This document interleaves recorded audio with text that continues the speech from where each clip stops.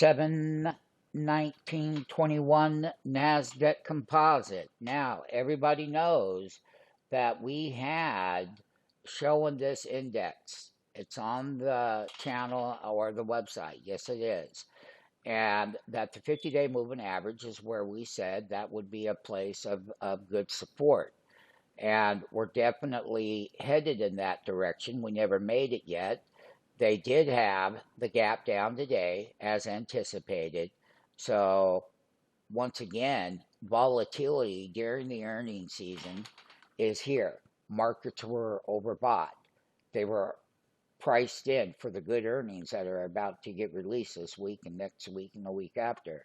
And that is going to make the volatility even go much higher than what we've seen it today.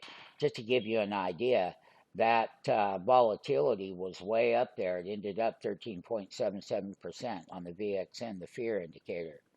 And the fear indicator is when more people are selling. Now, it's normal to get a big 8-week bull rally and then have to wash out the buyers to create opportunities. And we do know that. That's what we know because we've been doing it for a long, long, long time. And then the volatility picks up in the marketplace, and you could have a great earnings report on a stock and it goes down. They did it in April that way. They could do that right now as well. And so with the amount of volatility, the amount of headlines, the amount of all of these combination of things put together is going to make that volatility in each individual equity that much bigger when their day comes up during the earnings session release report. And that is going to create a lot more volatility. So right now that we have a 3-day sell signal, and we talked about this in our recent updates, and we did, and that sell signal is now minus 53. So it's been increasing, and when that increases, that means any gaps to what used to be support are going to be new resistance, and then they would fall back before making new lower lows. And there's going to be enough news out here on the headlines that is going to cause both very bear gap downs and bull gap ups. How do you trade gaps? We do teach you that if you want to learn. One of the things that we have to say is where resistance would be.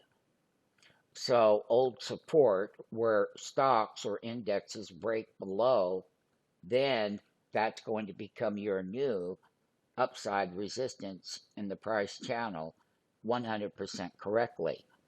So it's very important at this point in time that you understand where your trend is and what the future looking volatility is going to bring before it gets upon you.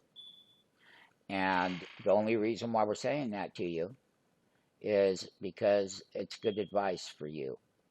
And the amount of exuberance that was in the marketplace, the amount of extreme meme stocks going up every day or other things that were going up, cheap stocks, we call speculation. Okay? And speculation has a way of getting at people.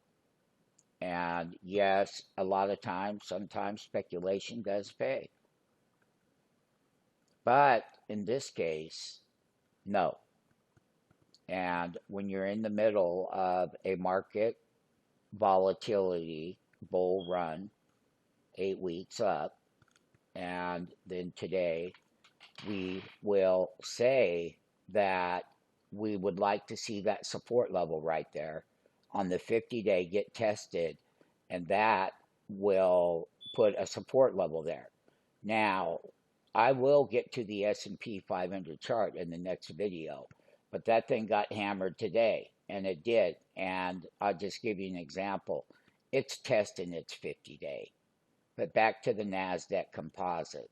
If the S&P is testing its 50-day, then there is a high probability that we will be testing the 50-day here soon with the amount of volatility coming. If it breaks below the 50, then you have the 100-day way down here.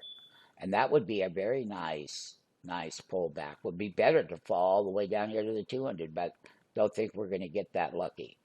But we will take where the 8-week bull rally is starting to show some tiredness, okay? And then volatility plays its way into it all.